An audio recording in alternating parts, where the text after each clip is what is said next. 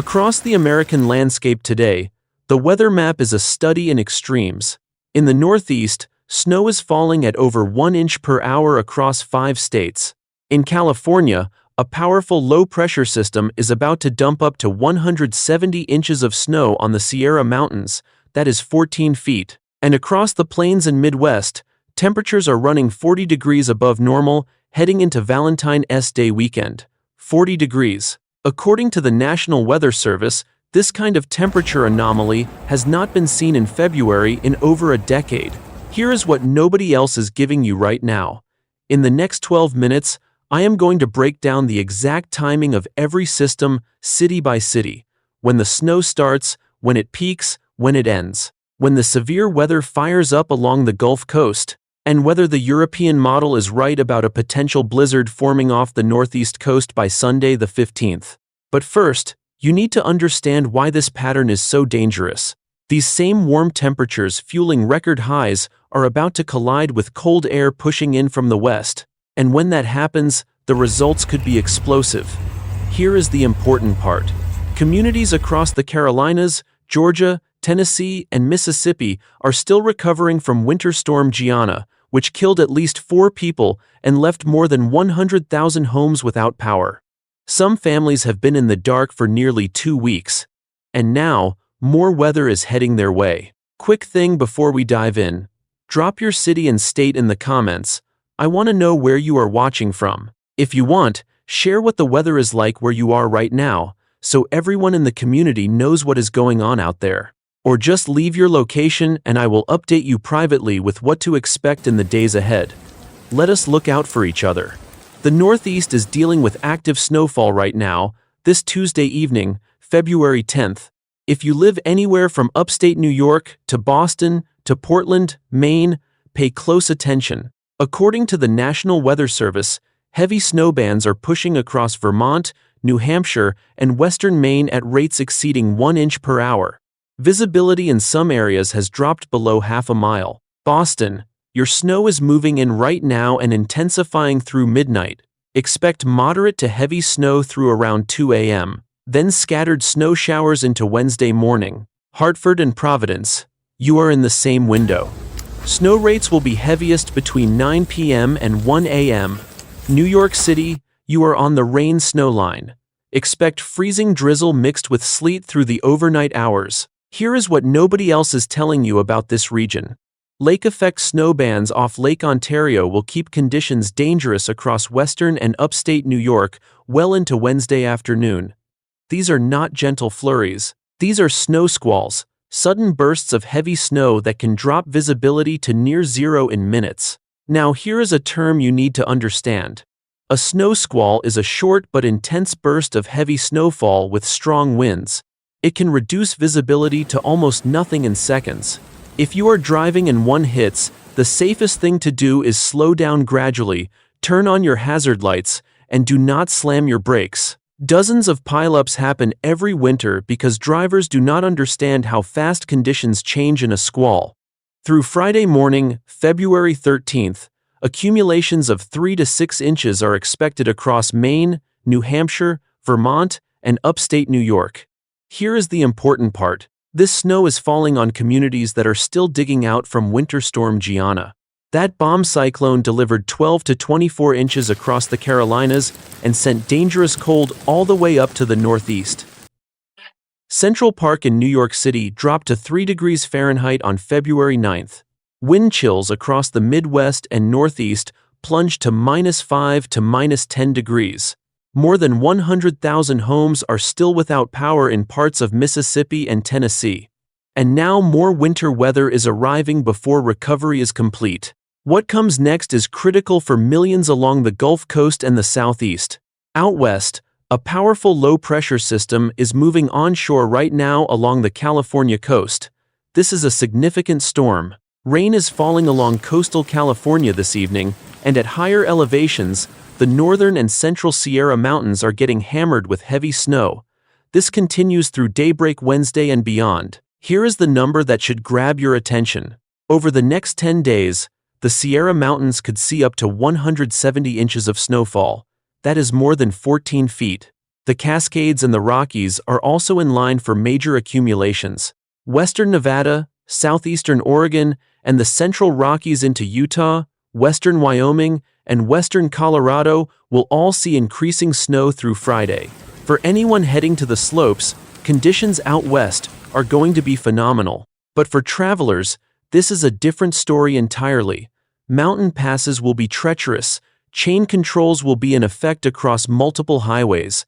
If you are driving through the Sierras or the Rockies this week, check conditions before you leave and carry emergency supplies in your vehicle. Now let me explain what onshore flow means, because it is driving this entire western storm.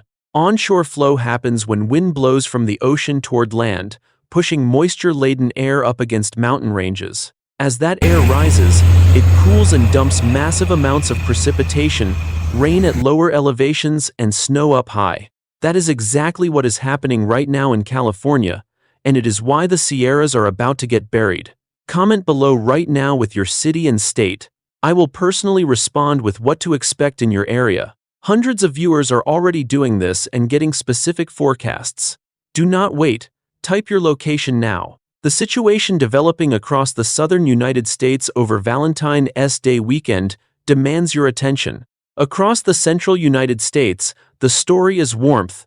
Remarkable, record-challenging warmth. A strong ridge of high pressure is parked over the middle of the country, and it is not going anywhere through the weekend. On this Tuesday, February 10th, record highs were set across Kentucky. From Paducah in the west to Pikeville in the east, temperatures climbed into the upper 60s and low 70s. The deep south and southeast reached the mid-70s. And this is just the beginning. By Saturday, February 14th, Valentine's Day, temperature anomalies across the northern plains and upper Midwest could hit 40 degrees above normal. That is not a typo. 40 degrees above where temperatures should be in mid-February. On Sunday the 15th, the same pattern holds. 40 degrees above normal through the plains and Midwest.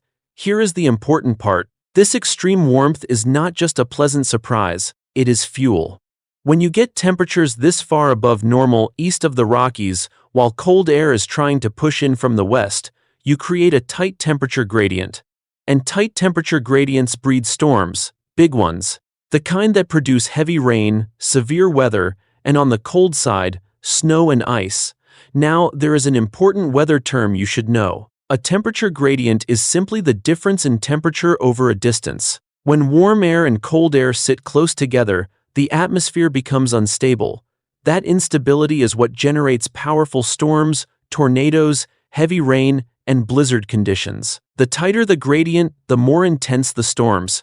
That is exactly the setup forming right now.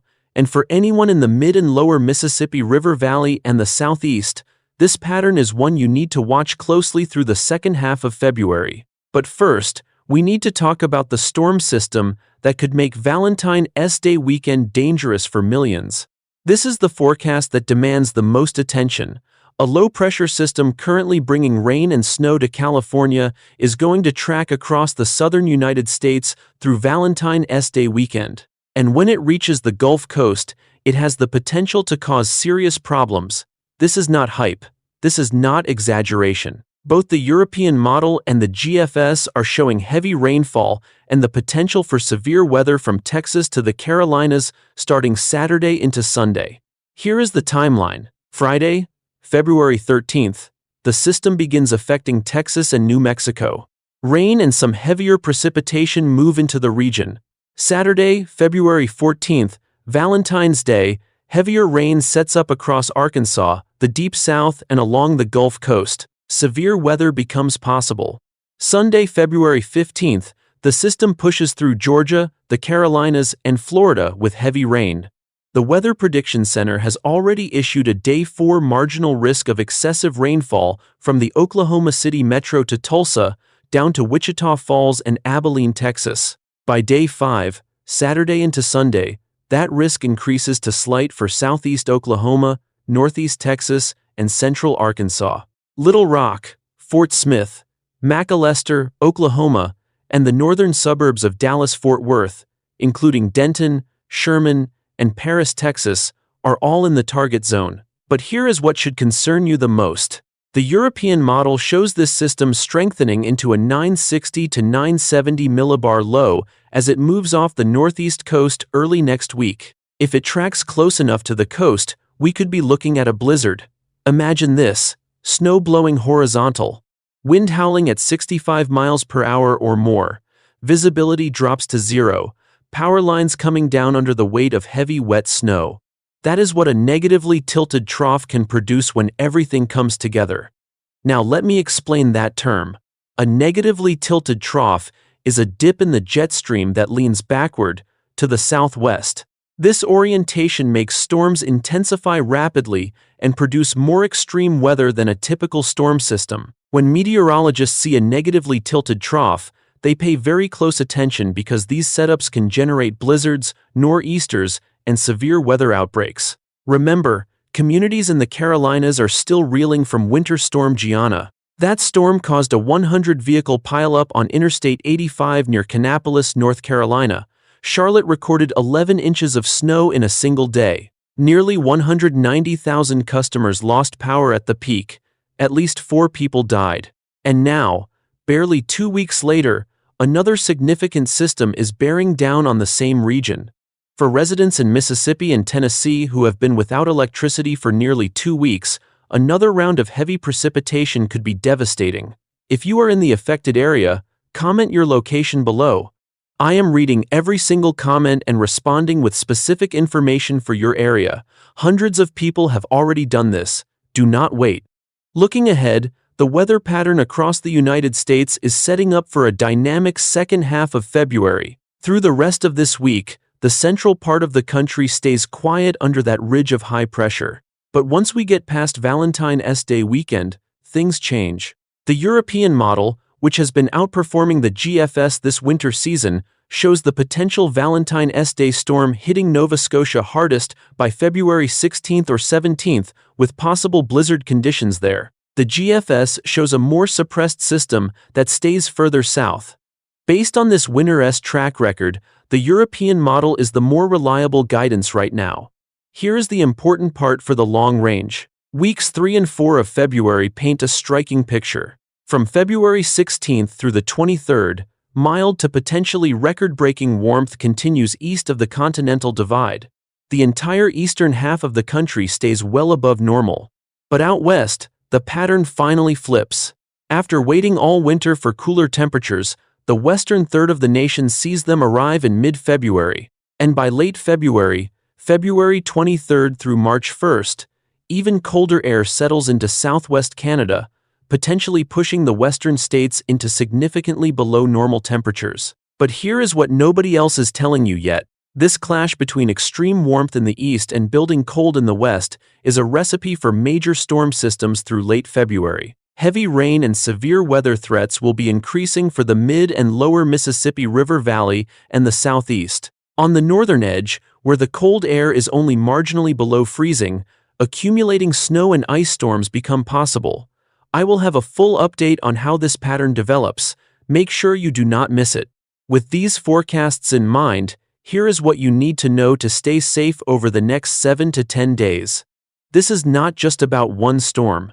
We are looking at active winter weather in the Northeast tonight, a powerful mountain snow event across the western United States, and a developing severe weather and heavy rain threat along the Gulf Coast and Southeast for Valentine's Day weekend. 3 weather stories unfolding simultaneously across the country.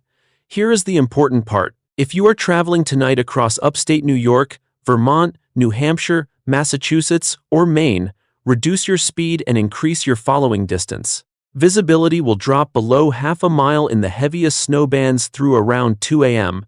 If you are in the Sierras or the Rockies, check road conditions before you leave. Mountain passes will have significant snow accumulation and chain controls.